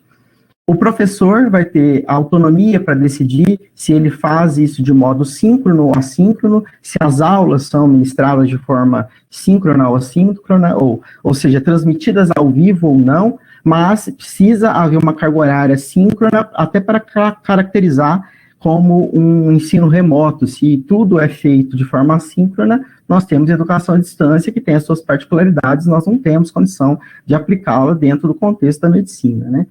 As ferramentas que os professores devem utilizar, as ferramentas de tecnologia de informação e comunicação, as TICs, também serão escolha do docente. Ele pode escolher as plataformas, a forma como ele vai interagir com os estudantes. E dois aspectos que eu destaco aqui, e que são importantíssimos, é que muitos desses estudantes não têm acesso a essas tecnologias de informação e comunicação. Não só os estudantes, professores também. E aí é importante o papel da Pró-Reitoria de Assuntos Estudantis nesse sentido de possibilitar que essas pessoas tenham acesso para que consigam acompanhar as atividades remotas. Muito bem. Tendo dito isso, o que nós temos disponível? O que nós podemos usar para uma atividade remota? Por exemplo, que nós estamos usando agora, né, a plataforma conferência web da RNP. A RNP é a Rede Nacional de Ensino e Pesquisa, é uma organização social que está ligada ao Ministério de Ciência, Tecnologia, Inovação e Comunicação, e é uma ferramenta muitíssimo interessante, bastante intuitiva. Vocês estão vendo aí uma imagem da tela principal do curso de Imunologia, que eu tenho oferecido de forma extracurricular para os alunos de medicina da universidade. Então, é uma plataforma bem simples de utilizar, ela tem muitas vantagens, na minha opinião. Uma das principais é a estabilidade na transmissão, não tem tempo para usar essa plataforma, então nós podemos estender a aula por quanto tempo for necessário. Ela permite, interagindo com voz e imagem, 75 pessoas, mas até 2.000 podem acompanhar num formato de webinar, quando a sala está preenchida e essa plataforma começa a transmitir o vídeo pelo portal de vídeos da RNP, ou mesmo por qualquer outro serviço de streaming, como o YouTube. E uma outra vantagem dessa plataforma é que ela está disponível nos dispositivos móveis. Não existe uma configuração específica para dispositivo móvel que facilita a utilização por aqueles usuários que não têm computador. Além dessa plataforma, a conferência web da RNP, uma outra plataforma que já está disponível para nós há algum tempo, mas poucos sabem, é a plataforma da Microsoft, né, a Microsoft Teams. Desde 2018, todos os usuários do e-mail @uf.br têm acesso gratuito a um pacote do Office 365 Education, que, além de oferecer o uso online de Word, PowerPoint, Excel, enfim, tem acesso também a esse ambiente que é a Microsoft Teams, a esse programa Microsoft Teams, que é uma plataforma unificada de comunicação, de colaboração, construção coletiva, onde é possível bater papo, fazer videoconferência, inclusive videoconferência via Zoom, que é uma outra ferramenta que eu tenho certeza que muitos de vocês já utilizaram nesse período de pandemia.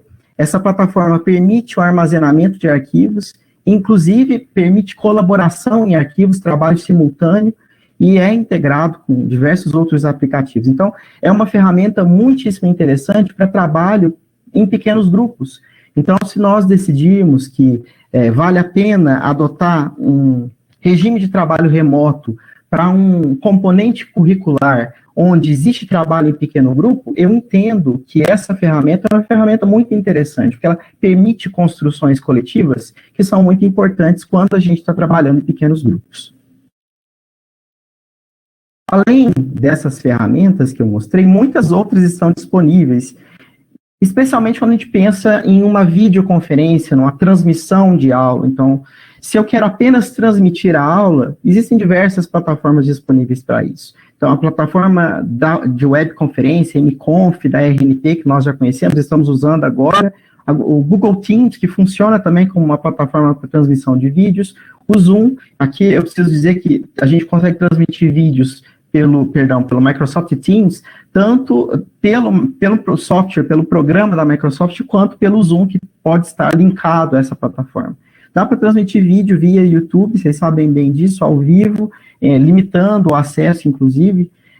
Outra ferramenta interessante é o Google Meet, que nesse momento está disponível, aberto para todos. O GoToMeeting é uma ferramenta também que provavelmente vocês já usaram, e além disso nós temos as mídias sociais, Facebook, Instagram, e particularmente no Instagram nós temos a IGTV, então dá para gravar um vídeo e disponibilizá-la na rede social, e aí você vai atingir, além dos alunos da instituição, outros alunos, outras pessoas interessadas naquele assunto. Então nós temos diversas plataformas, muitas delas muito intuitivas, fáceis de lidar, para transmitir videoaulas, para discutir aquilo que a gente precisa remotamente.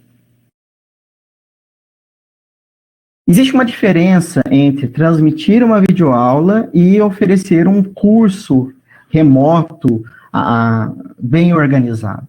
Transmitir uma videoaula, como vocês viram, não é muito difícil, a gente pode usar qualquer uma dessas plataformas que eu mostrei anteriormente, mas para a gente organizar um componente curricular à distância, é importante que a gente utilize, além dessas ferramentas, um ambiente virtual de aprendizagem. E aí eu cito 4 ambientes virtuais de aprendizagem que são bem conhecidos já por todos vocês. O Moodle é uma ferramenta interessante, A universidade, recentemente, ofereceu um curso de capacitação para os docentes para a utilização do Moodle. Então, é um ambiente virtual de aprendizagem, é um ambiente que permite o acompanhamento do estudante, o gerenciamento dos conteúdos, permite avaliar o progresso do aluno ao longo do tempo. Então, é um ambiente muito interessante. O Google de novo, o Google não está me patrocinando não, gente, mas é porque eu estou com o Google na cabeça. O Microsoft Teams é uma ferramenta também que funciona como um ambiente virtual de aprendizagem, já que permite colaboração,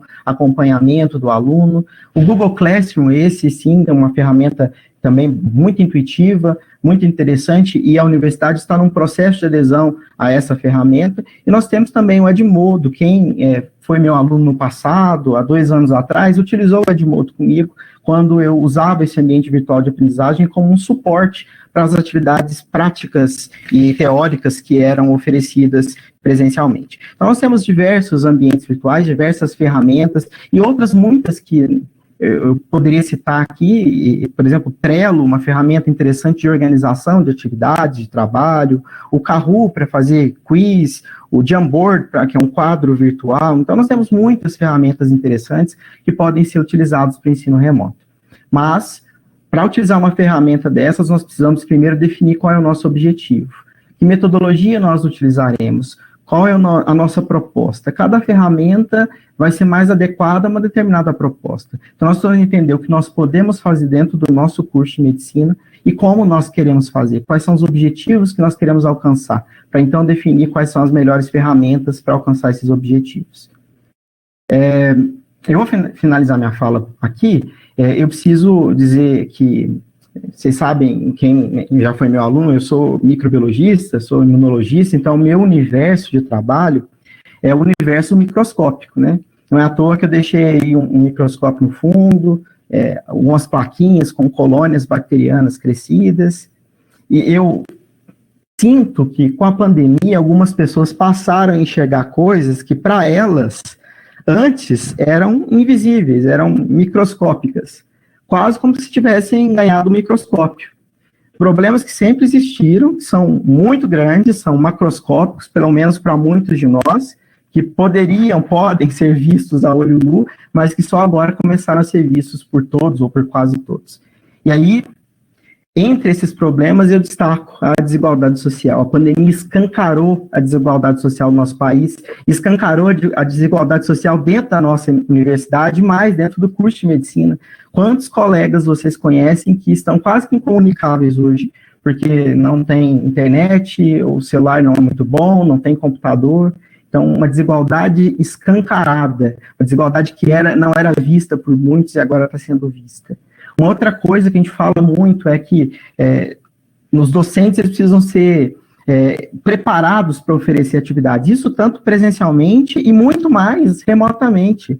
Então, uma outra coisa que foi escancarada é a nossa necessidade de estar, enquanto docentes, preparados para oferecer novas plataformas, novas modalidades de ensino. Então, nós precisamos de uma formação adequada, nós precisamos de condições de trabalho adequadas, e isso está escancarado agora. Entre os professores, nós temos discutido muito isso, né? Como nós não estamos preparados para lidar com o que está acontecendo. Muitos se sentem um pouco mais preparados, mas muitos não se sentem preparados para lidar com o que está acontecendo. Depois, condição de trabalho é muito importante para o professor. O professor precisa ter um ambiente adequado para oferecer aula. E vocês sabem que das nossas casas nem sempre isso é possível. Assim como vocês, alunos, precisam de um ambiente adequado para assistir às aulas, para acompanhar as atividades. Então, esse é um desafio que nós precisamos superar. É muito difícil em casa estudar como a gente estuda na universidade. Nós não vamos ter o mesmo rendimento, né? As metodologias disponíveis, quais metodologias são mais adequadas a quais situações? Então, nós precisamos definir quais são os nossos objetivos que nós pretendemos para, então, adotar a metodologia mais adequada, escolher a plataforma mais adequada para aquilo. E, é claro, nosso assunto hoje foi muito pela saúde, a saúde mental dos estudantes, mas também acrescento aqui a saúde mental dos docentes. Nós vivemos um momento de muita insegurança, de muita incerteza, de muita ansiedade. Todos estão muito angustiados nesse momento, né? Então, isso atrapalha muito o nosso rendimento. o esforço exigido para fazer o que nós já fazíamos antes é muito maior agora, por conta de tudo que nós estamos vivendo, né?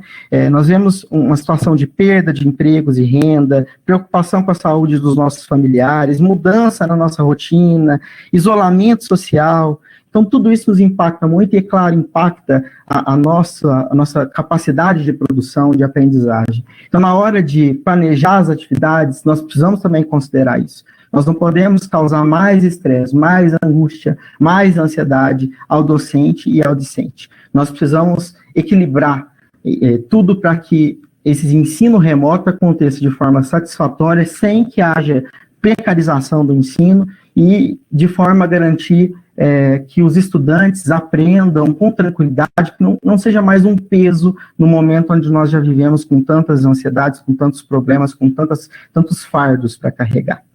E é isso, gente. Então, só para encerrar, eu queria que vocês entendessem que, infelizmente, as coisas têm tamanhos diferentes a depender da sensibilidade e empatia de cada um de nós. Então, vamos olhar, quando a gente propõe uma atividade remota, vamos olhar para os nossos colegas que não têm como participar dessa atividade remota e vamos pensar junto em soluções para isso. Nesse sentido, de novo, eu destaco o papel da PROAI, que tem feito muito para permitir que todos tenham acesso, que todos tenham condição de acompanhar as atividades remotas que serão implementadas na nossa instituição. É isso que eu tinha que falar para vocês hoje. Muito obrigado, professor David, pela sua fala, e também por aceitar o nosso convite para estar aqui com a gente hoje.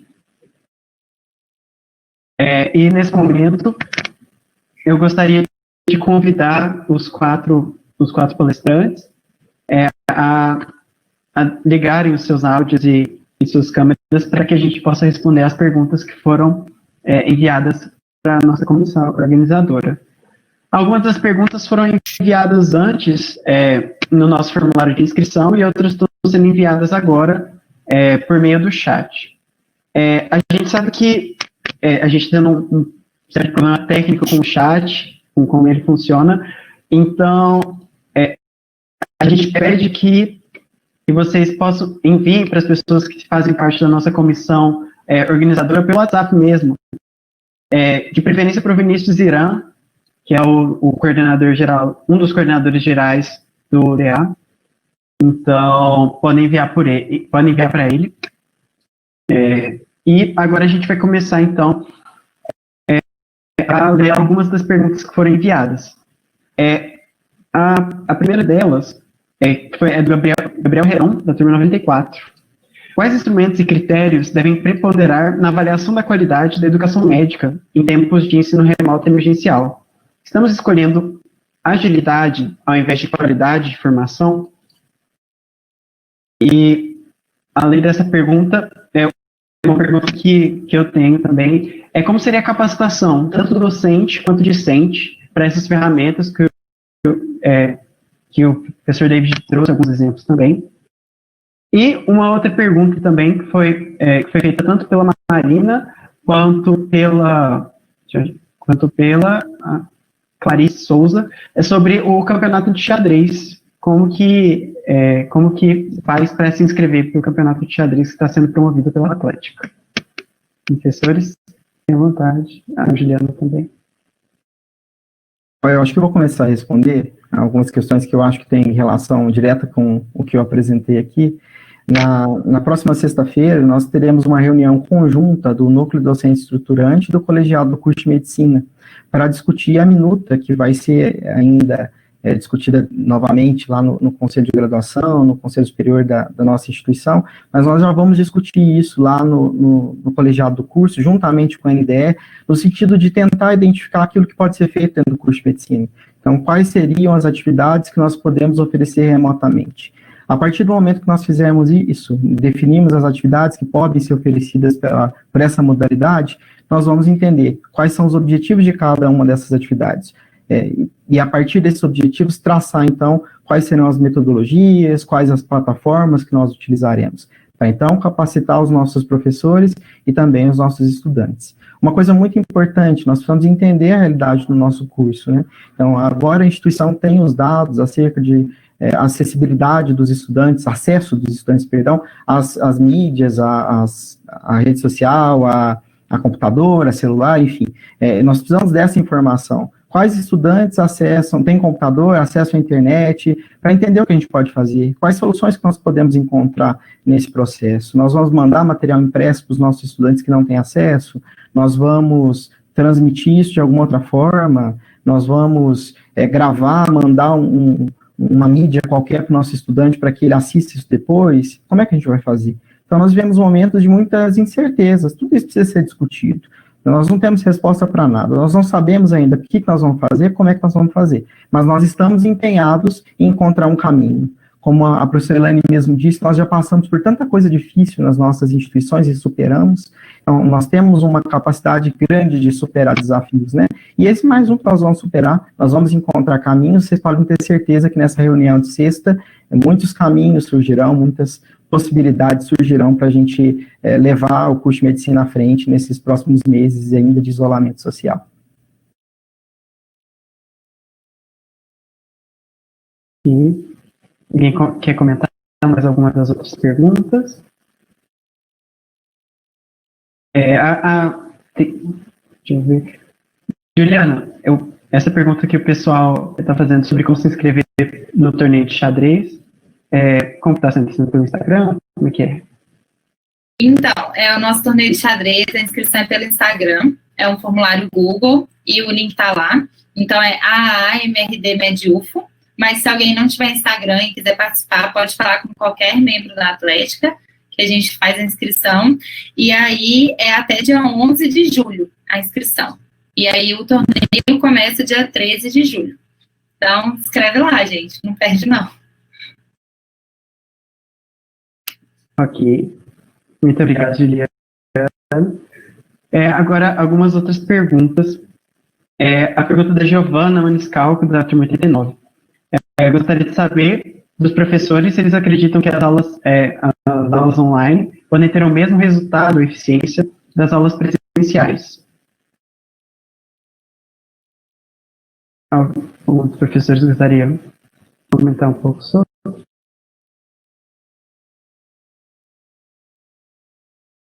Se ninguém vai comentar, eu vou comentar aqui de novo. Então, aqui de novo, eu sinto que é uma questão muito voltada ao que eu falei, né? Eu acho que tudo depende do planejamento.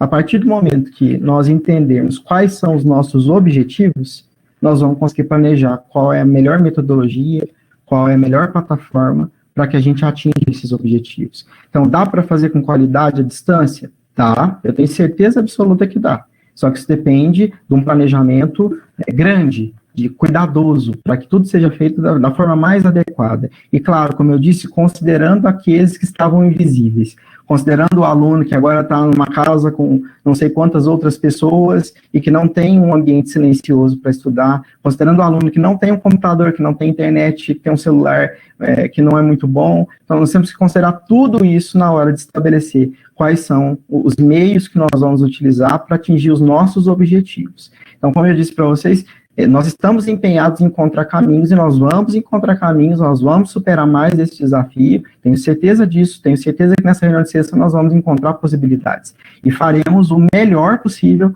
para que o ensino ele seja oferecido com qualidade. Nós não estamos preocupados com quantidade de carga horária que vai ser oferecido, nós não temos a pretensão de oferecer tudo aquilo que vocês teriam presencialmente, porque não é possível, mas nós estamos empenhados em fazer com qualidade o que nós pudermos fazer. Vocês podem ficar tranquilos. É possível sim, é possível com qualidade, só depende de planejamento. Eu posso fazer os comentários também? Eu vejo o seguinte, gente, assim, é um grande desafio. Ninguém, eu acho que não consegue compreender que é um desafio. E é uma mudança praticamente do dia para a noite. Nós fomos preparados, formatados, nossos projetos pedagógicos foram realizados para atividades presenciais. No entanto, eu acredito que não exista hoje na sociedade um grupo que seja capaz de superar um desafio como esse do que a universidade. Não existe pessoas que tenham conhecimento, acesso à informação, capacitação, poder de resiliência, poder de readaptação e transformação, Se tem alguém hoje na sociedade que pode transformar a sociedade, que tem competência e capacidade para isso, somos nós que estamos na universidade pública, gratuita, né, de qualidade. E aí eu não falo só do corpo docente e apenas dos técnicos, dos servidores, são os estudantes. Vocês são as mentes mais brilhantes que nós temos no país, por isso que vocês estão dentro de uma universidade pública, né? Vocês passaram por vestibular, passaram já por um primeiro passo, né, um primeiro obstáculo, e vocês venceram. Então, todos, eu acredito que têm a plena condição de superação do desafio, de se reinventar nesse momento. Lógico que, assim como o professor David falou, tem pessoas que não têm tanta oportunidade, ou não teve oportunidade aí na questão financeira, social, e a universidade precisa achar um caminho para que essas pessoas possam ter as condições iguais a todos os outros que vão estar conosco. Né, a gente fez um levantamento grande, fez uma pesquisa extremamente detalhada para que a gente chegasse em números muito, muito assertivos, né, de quem seriam esses estudantes. Logicamente, a gente também tem a compreensão de que quem mais conhece os estudantes são os cursos, é o professor que está ali na ponta, que está ali com o estudante, que conhece a sua história, convive com a sua história e trajetória.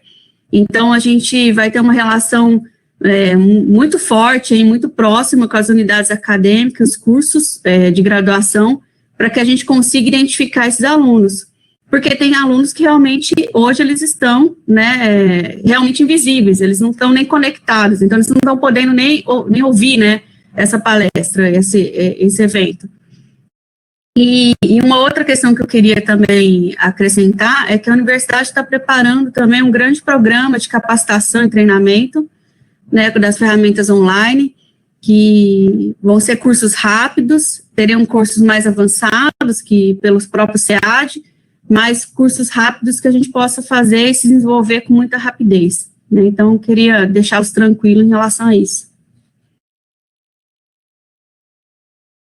Muito obrigado, professora Deide, professora Elaine.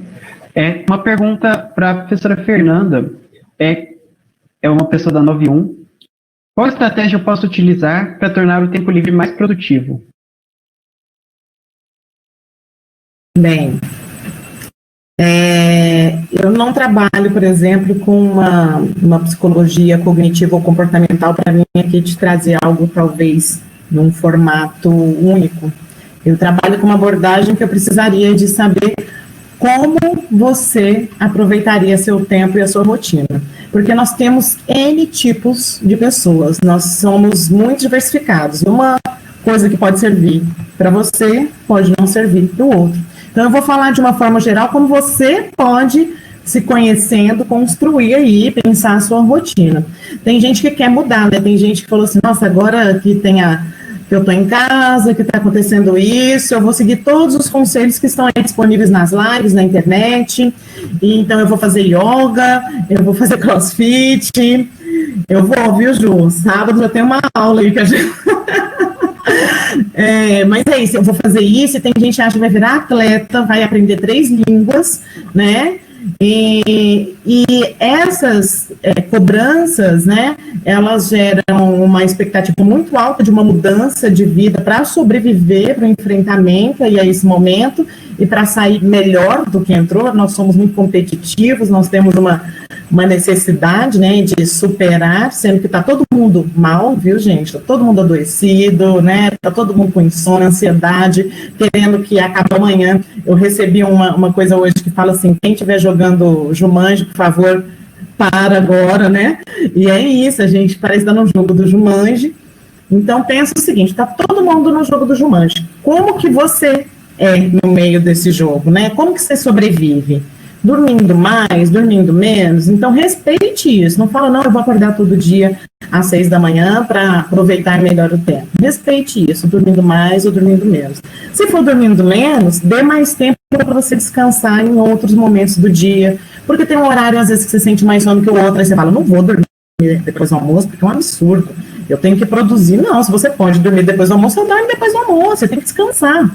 Né? Então, aproveita então o tempo percebendo a sua rotina, percebendo seu corpo, aí você pode construir algo que é bem ligado à psicologia cognitiva e comportamental, que é fazer o seu roteiro. Que hora que você vai fazer tal coisa, quantas horas você vai gastar nisso, respeitando, por exemplo, gente, a gente tem ficado, hoje eu trabalhei o dia inteiro, né, na frente do computador. No dia de plantão, né, de proteger, é na sexta, eu fico, então, direto, em frente ao computador, aproveito e escrevo um artigo e outro, porque a gente faz 3 coisas ao mesmo tempo, né, mas é algo exaustivo, e às vezes não chega a pessoa para atender, e eu saio parecendo que o computador sugou minha energia vital, saio com muito mais cansaço do que quando eu ia, né, para o campus, à frente dos 60 alunos, né, e fazendo todo o trabalho que a gente fazia junto, que era maravilhoso, que é super dinâmico. Então, pensa o seguinte, como que é também que você responde ao tempo à frente do computador, para pausas, né, então, e pensa também no tempo de pausa, eu estipulo 15 minutos, eu vou, tomo água, ando, converso com minha família, porque ainda tem isso, a minha casa é super povoada, né, pensa, né, o que te relaxa e vai construindo. Aí você pode escrever uma rotininha bem legal, desde que, se você não seguir a rotina, se acontecer uma coisa, nossa, quebrei a rotina, fiz tudo errado, né, por algum motivo N, tudo bem, né, tem amanhã. Acho que uma coisa boa que a gente está podendo pensar é isso, né, quando a gente estava atropelada aí no cotidiano, fora disso, parecia que não ia dar nem para repor algo que a gente deixou de fazer hoje. Agora está mais tranquilo de pensar, tem amanhã, não vai acabar amanhã, eles não vão descobrir a vacina amanhã, eu não tenho que, não vai voltar para aquela rotina pré-pronta, agora você vai estar podendo construir. Quais lives que eu quero ver? Não precisa ver todas, gente, não dá para estar em tudo, não dá. Né? Isso sim seria uma coisa que vocês perderiam rendimento. Eu vi que uma pessoa colocou aqui, eu acho que o Matheus ainda está aí. Vou aguardar então, Matheus, senão eu te atropelo. Você leu do Gabriel? Já? É isso que eu estou te perguntando. Então, assim, a última partezinha aqui do Gabriel, estamos escolhendo agilidade ao invés de qualidade de formação. Eu acho que o David já deixou muito claro, né, que a gente vai ver a especificidade, acho que todos os cursos estão fazendo isso, ver a especificidade de onde que dá para fazer um ensino remoto, como e fazer um planejamento. Assim como você, a pessoa que me perguntou, quer fazer um planejamento da rotina, a gente vai ter que fazer um planejamento de tudo. É como se a rotina fosse o chão onde a gente pisa e alguém puxou. Então, a gente está tendo que reconstruir tudo, né? Agora, eu tenho certeza que a gente tem um preconceito, né, em relação, eu estou falando de mim também, em relação à qualidade daquilo que não era feito como antes. Isso é algo um pouquinho reacionário de nossa parte, né, a gente se apega ao tradicional, porque, por exemplo, eu como psicanalista, sempre tive preconceito em atender online. E eu estou tendo, assim, estou segurando crise, tentativa de suicídio aqui, gente. Sentado aqui, tem hora que eu saio do atendimento, eu saio ali pela porta aqui do meu quarto, onde eu me fecho, e falo assim, nossa, eu não sabia que eu estava em casa. Sabe quando você esquece de estar em casa? Para mim, eu estava com a pessoa. Então, essa é uma coisa que a gente vai construir na relação com o aluno, com certeza, eu tenho certeza disso. Então, acho que basta ter planejamento e se abrir para esse momento novo. Talvez não dê para fazer 3 horas diretas de aula, como a gente fazia, com algumas pausas, outro respiro, né? Respeitando aí o tempo de todos. Obrigado, Fernanda. E acho que para a gente já encaminhando para o encerramento do nosso último dia, professora Elaine, a senhora podia falar um pouco para a gente como que os estudantes podem fazer, os estudantes e os docentes, para procurar essa plataforma do Proteger-se, porque acho que é uma coisa muito importante para a gente divulgar mais uma vez para os estudantes, técnicos, docentes. Oi, posso sim, né? A plataforma, ela trabalha dentro dessa mesma que nós estamos, né, a RNP.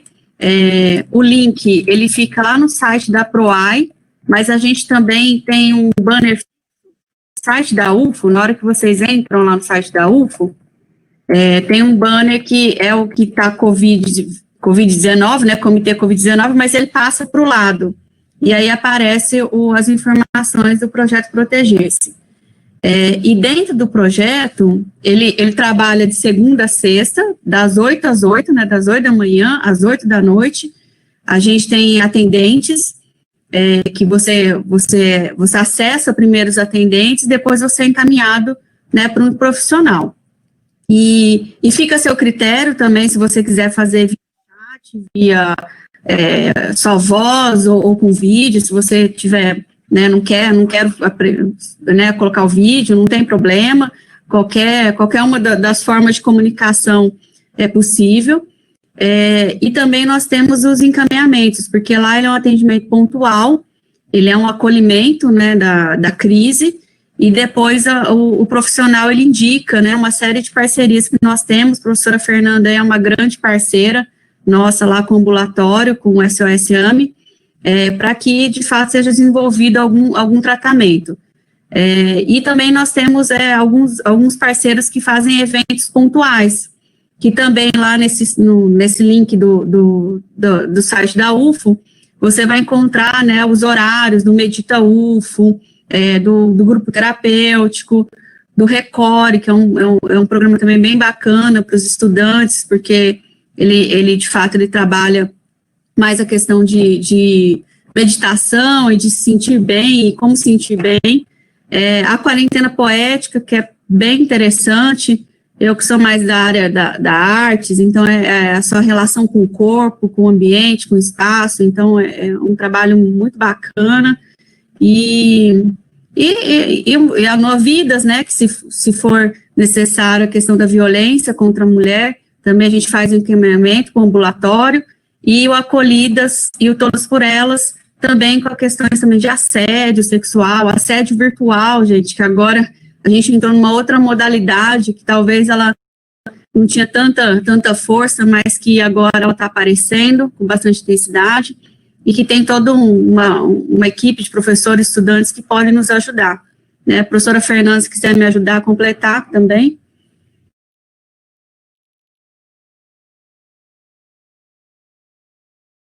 Não, e apenas só reforçando, né, assim, o SOS-AME, que é um trabalho, né, um atendimento psicossocial, então ele não é psicoterapia, né, nós temos enfermeira, psicóloga, assistente social, aí basta enviar e-mail para sos.ame.ufo@gmail.com.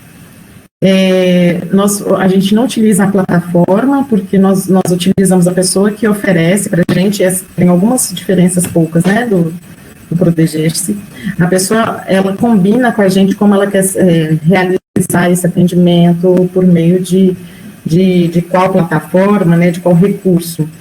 Por exemplo, algumas pessoas solicitam que a gente ligue para um telefone fixo, né, no caso, por exemplo, de idosos que não conseguem trabalhar muito bem porque a gente não atende só estudante, e não só a comunidade UFO, a gente atende a comunidade toda da cidade de Berlândia, o que tem feito que está sempre lotado, né, enfim, e é isso. Então tem esse recurso também, que e eu gostaria também de falar porque você falou do Novidas, né, que está mais ligado à violência sexual. Nós temos um parceiro externo, né, que eu faço encaminhamentos para o SOS Mulher, onde eu sou vice-presidente, que também está realizando atendimentos online. Está tudo adaptado, gente, está tudo dando muito certo. O SOS Mulher quadruplicou, não por conta do aumento da violência, que teve aumento de violência, é um dos problemas de saúde mental atual, mas quadruplicou o acesso, né, a quantidade de alcance, né, das mulheres quando passou para atendimento remoto, tá? Porque a gente tem que utilizar vários recursos, Instagram, Facebook, e as mulheres acabaram conhecendo mais o nosso trabalho, para vocês verem que a gente tem perdas e ganhos. Aqui, ó, a gente colocou o banner do Proteger-se, para o pessoal que ainda não conhecia. Depois a gente pode divulgar isso mais uma vez no WhatsApp, acredito que do DA, da IR, das turmas, do PET, a gente pode divulgar isso também. E eu peço para as professoras Elaine e Fernanda que enviem para a gente esses links e notícias para a gente poder enviar para o pessoal. Acho que vai ser muito válido tudo isso. Então, agora a gente já vai caminhando para o encerramento do nosso evento de hoje. queria mais uma vez agradecer a presença do professor David, do professor Elaine, do professor Fernando, da Juliana, que puderam estar aqui com a gente nessa noite de quarta-feira para falar mais uma vez sobre a educação médica e mais especificamente do ensino e da saúde dos estudantes. Muito obrigado pelo seu tempo e obrigado a todos que puderam assistir a gente aqui hoje. Lembramos que na sexta-feira que vem, no dia 3 de julho, nós teremos o nosso último dia do evento com o tema Pesquisa e Extensão no Isolamento Social, que terá a presença dos professores Bol, Stefano, Flávia e do discente William. Também será um momento muito interessante e convidamos a todos para participar com a gente. Os formulários de feedback, que vai ser como a gente está contabilizando a presença, foram enviados para os e-mails das pessoas que se inscreveram. Então, eu peço a todos que verifiquem se receberam esse e-mail e preencham esse formulário de feedback. Se tiver alguma dúvida em relação ao tema que nós discutimos hoje, ou o tema que será discutido na sexta-feira, peço que já coloquem também nesse formulário. Então, no mais é isso. Muito obrigado a todos e boa noite.